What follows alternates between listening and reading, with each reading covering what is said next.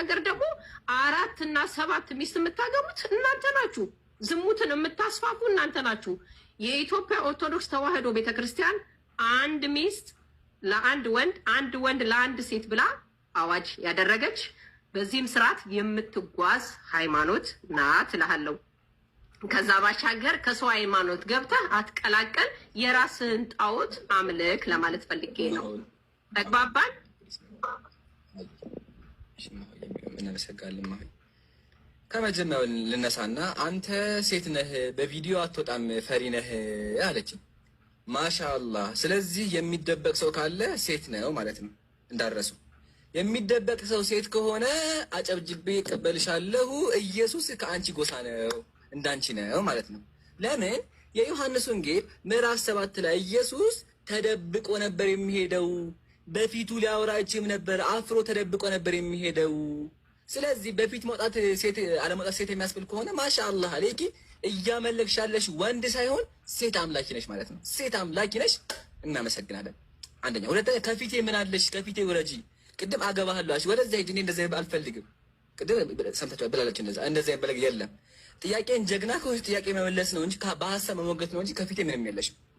ጨረስኩ። ቀጥሎ ና በቤት ያልሽ ወገኒት። እሺ አልሐምዱሊላህ ወከፋ። በመጀመሪያ ሰውየው መምህራችን ካለ ማስረጃ ነው የሚያወሩት። አይታችኋላ። መምህር ናቸው ግን ማስረጃ በጭራሹ ነው የላቸውም። እየቆጠረ ነው ፕሊዝ አቋርጡኝ።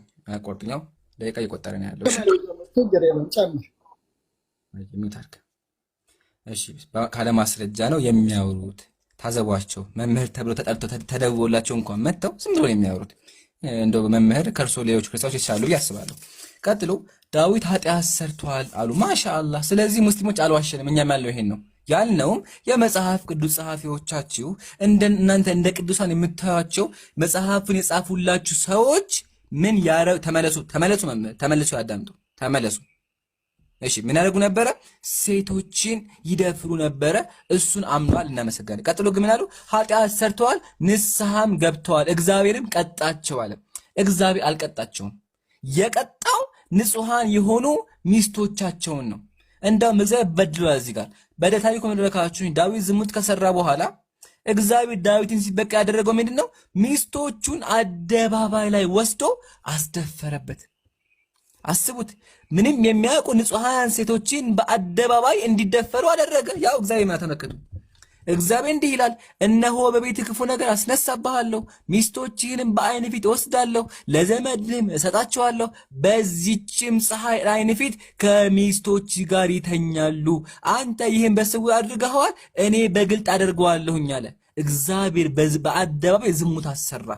ንጹሃን የሆኑ 8 ሴቶችን አስደፈራቸው። ታዲያ የቱ ላይ ነው ፍትህ?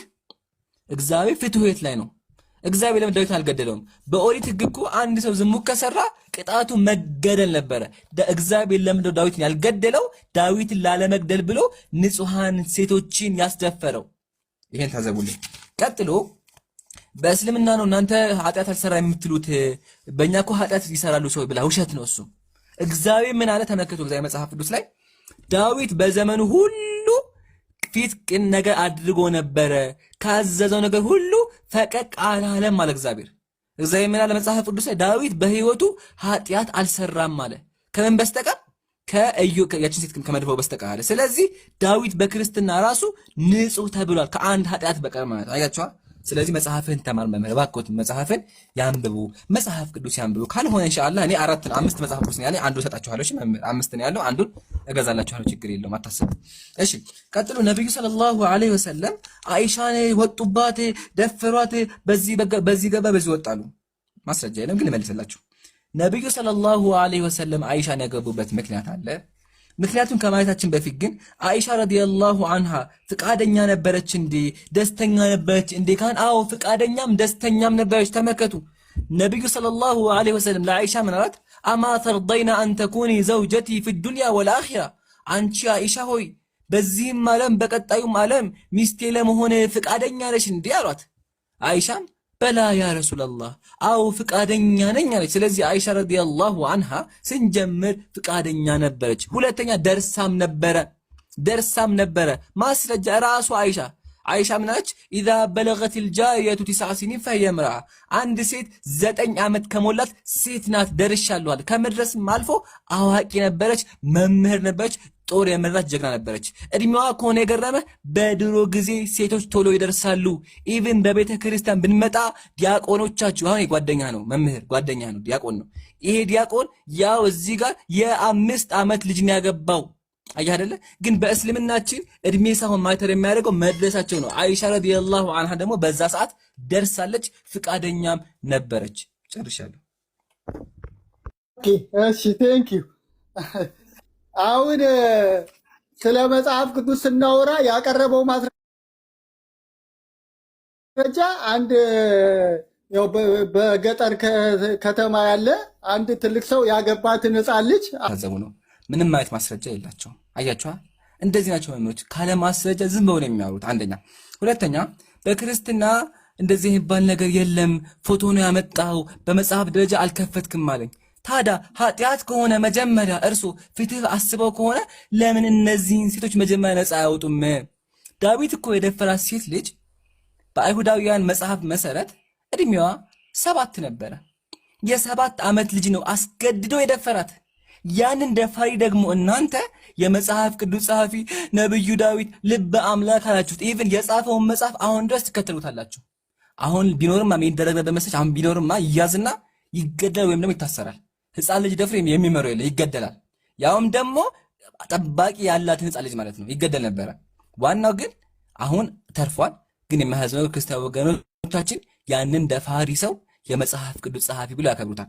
ቀጥሎ በክርስትና ሕፃን ልጅ አግቦ የሚል ነገር የለም፣ ፎቶ ነው ያመጣው፣ መጽሐፍ አልከፈትክም። ማሻአላህ እንክፈታ መጽሐፍ ቅዱስ ይከፈት። ያ ጀማ ተመልከቱ፣ መጽሐፍ ቅዱስ መኃልየ ሰለሞን ምዕራፍ 8 ተመልከቱ ምን እንደሚል። ገና ጡት ያላወጣች ትንሽ እህት አለችን፣ ለጋብቻ ብትጠየቅ ለዚች ለእህታችን ምን እናድርግላት ይላል። እትሙ ይሄ ነው፣ እትሙን ቼክ አድርጉ። እትሙ ይሄ ነው። እሺ ስለዚህ በመጽሐፍ ቅዱስ መሰረት ጡት ያላወጡ ሕፃን ልጆች ያጋባል እግዚአብሔር አምላክህ ሕፃን ልጆችን ያጋባቸዋል፣ ያስደፈራቸዋል። አያ ከሰው ልጅ የማይሻል ሰው ልጅ እኮ አሁን ለዓለማችን ላይ የዓለም ህጎች እኮ ከ18 ዓመት በላይ አታግቦ ህግ አወጡ አስበው ማለት ነው። ግን አንተ አምላክ የምትለው ጡት ያላወጡ ገና ጩጬዎችን ገና የታቀፉ ሕፃን ልጆችን ያጋባቸው ነበረ። ይሄ ነው አምላክ ይሄ ነው። ኢቭን በእናንተ በፍትሐ ነገስታችሁ መሰረት አንድ ሴት ልጅ የምታገባው በ12 ዓመቷ ተመከት። የሚጋቡትም የሴትና የወንድ አካለ መጠን ያደረሱ ይሁኑ። ወንዱ 20 ዓመት ይሆነው፣ ሴቷ 12 ዓመት ይሆናት ይሁን። ቡም አያ እኛ የምናወራው በማስረጃ እናንተ የምታዩት ካለ ማስረጃ። ልዩነት ተመልከት። ሙስሊም ልዩነት ተመልከት። ታዘቡ እንግዲህ ታዘቡ። አላሁ አክበር። አያቸው የ12 ዓመት ልጅ ታግባ እያለ የሚያስተምር ያንተ እምነት ነው። ስለዚህ ለሴቶች ፍትህ መቆም ፈልጋ ከሆነ ይሄን መጽሐፍን ቀደጣልና ከክርስትና ውጣ። ለምን ያለህበት ክርስትና ማርያምን በ12 ዓመቱ ያጋባ ሴቶችን በ12 ዓመት የሚያጋባ መጽሐፍ ነው። ማርያም ያገባት ዮሴፍ 70 ዓመቱ ነበረ። የ70 ዓመት ያረጀ ሽማግሌ አጋባት በመጽሐፍ ቅዱስ መሰረት እጩኛዋ ሆነ። ጨረስን። ቀጥሎ ያነሳሁትን ነገር በሙሉ አልመለሰውም። ምን አነሳው ጀማ? ምን አነሳሁኝ እኔ? በመጽሐፍ ቅዱስ መሰረት ዳዊት የደፈራት ሴት አስገድዶ ያወጣባት ማለት ነው። ስትደፈር እግዚአብሔር ፍትህ አልሰጣትም። እግዚአብሔር እንዳው ምንድነው ያደረገው? 8 ንጹሃን ሴቶችን በአደባባይ ለምን አስደፈረ? አልመለሰውም። ሁለተኛ ዳዊት አንድ ሚስት ለማግባት 200 ወንዶች ብልታቸውን ቆረጠ። እሱንም አልመለሰም። መልስ የለውም። አልመለሰውም። ያ ጀማ አልመለሰውም። ቀጥሎ ደፈራት የሚል እኮ የለም አልከኝ። ሐቢቢ መምህራችን ባል ያላት ፍቃደኛ ያልሆነች ሸዋር ስትወስድ አይቶት ብቻ ከተኛ ምንድነው የሚባለው?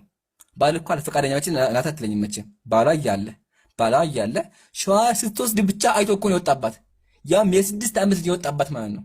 ይሄ ነው የናንተ ነብይ። አያችሁ አጀማ ይሄን ያልኳችሁ መምህራን ሲመጡ መምህራን ሲመጡ አልሐምዱሊላህ እንደዚህ አድርገን የመጽሐፍ ቅዱስ ጸሐፊያን እናስተምራችኋለን። ቀጥሎ አይሻ ረዲየላሁ ዐንሃ ተደፍራቻለ ማስረጃ አላቀረበም። ዋናው ሴቶች በዛን ጊዜ ቶሎ ይደርሱ ነበረ። አንተ ከአይሻ ታውቃለህ እንዴ? አይሻ ራሷ እኮ ምን አለች? እኔ ደርሼ ነበረ ኢዛ በለገቲል ጃሪየቱ 9 ስኒን ፈሂየ እምራ አለች። ደርሻለሁ አለች። ከዚህ ላይ ማስረጃ ምን ፈለክ? ኢቭን በድሮ ጊዜ አያትህን ብትጠይቃት አያትህ ያገባችው በትንሽ እድሜዋ ነው። አያችሁ አይደለ? ስለዚህ ጋብቻ በጊዜ ይለያል። ዋናው ግን ነብዩ ሰለላሁ ዐለይሂ ወሰለም ያገባት ፍቃደኛ ሁና ደስተኛም ሁና ኢቭን ጦር የመራች ጀግና ነበረች። መቼም ህፃን ጦር አይመራም። ህፃን መቼም ሊዋጋ አይችልም አይደለ? ስለዚህ እባክህን መጽሐፍህን ተማር። መጽሐፍ ቅዱስ ብላችሁ የምትከዙት መጽሐፍ ሴቶችን የሚያስደፍር እንዳሳየኋችሁ በዝሙተኞች የተጻፈ መጽሐፍ ነው።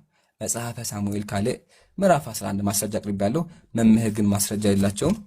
ጨርሰናል። አሁን ወደ ስላሴ እንለፍ።